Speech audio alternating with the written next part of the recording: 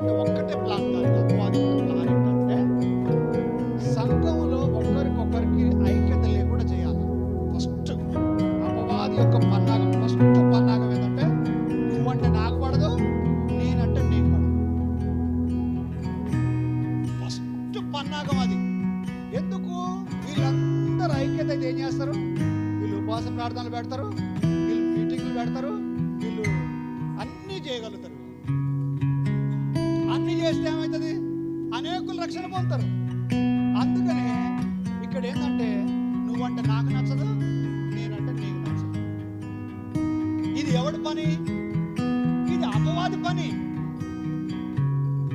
హల్లెలూయా. సంఘం కట్టబడుతూ ఉంటే, సంఘము ఎదుగుతూ ఉంటే అపవాది ఏం చేస్తాడు?